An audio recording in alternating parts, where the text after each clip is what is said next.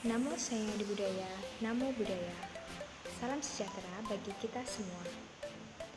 Perkenalkan, nama saya Weni Widya. Saya mahasiswa dari Sekolah Tinggi Ilmu Agama Buddha Cinarakita, Bandar Lampung. Pada video kali ini, saya akan menjelaskan mengenai tugas dari mata kuliah Manajemen Pendidikan yang diampu oleh Bapak Agus Susilo, SPDB MM. Saya mengambil topik manajemen peserta didik. Definisi manajemen peserta didik atau Pupil Personnel Administration yaitu sebagai suatu layanan yang memusatkan perhatian pada pengaturan, pengawasan, dan layanan siswa di kelas maupun di luar kelas seperti pengenalan, pendaftaran, layanan individual seperti pengembangan keseluruhan kemampuan, minat, dan kebutuhan sampai ia matang di sekolah. Adapun tujuan dari manajemen peserta didik yaitu mengatur kegiatan-kegiatan peserta didik agar kegiatan tersebut dapat menunjang proses belajar mengajar di sekolah lebih lanjut. Proses belajar mengajar di sekolah dapat berjalan dengan lancar, tertib, dan teratur sehingga dapat memberikan kontribusi bagi pencapaian tujuan sekolah dan tujuan pendidikan secara keseluruhan.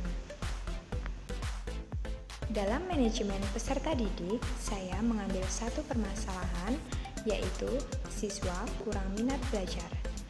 Dari permasalahan tersebut akan dianalisis melalui pertanyaan bertahap sampai ke akar permasalahan.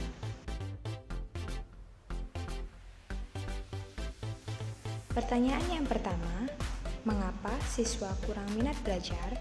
Karena metode belajar kurang menarik perhatian siswa. Pertanyaan yang kedua, mengapa metode belajar kurang menarik perhatian siswa?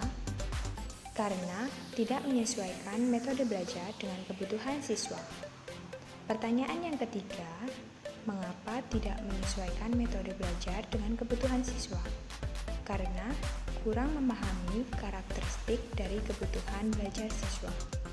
Pertanyaan yang terakhir, mengapa kurang memahami karakteristik dari kebutuhan belajar siswa?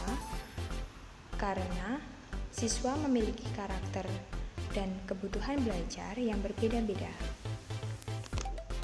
Dari problematika masalah yang saya ambil, saya menemukan solusi yaitu seorang guru harus mampu melihat karakteristik yang ada pada diri siswa dan menyesuaikan metode belajar yang dapat menarik perhatian siswa sehingga siswa tidak merasa bosan dan memiliki minat yang tinggi untuk belajar sesuai dengan kebutuhannya masing-masing. Adapun penerapan fungsi manajemen peserta didik yaitu yang pertama planning atau perencanaan, yang kedua organizing atau pengorganisasian, yang ketiga actuating atau pengarahan, yang terakhir yaitu controlling atau pengendalian. Planning atau perencanaan yang pertama yaitu guru memberikan pembelajaran yang lebih menarik kepada siswa agar siswa tidak merasa bosan, bisa menyesuaikan metode belajar dan memahami karakteristik dari siswa sehingga siswa memiliki minat belajar yang tinggi.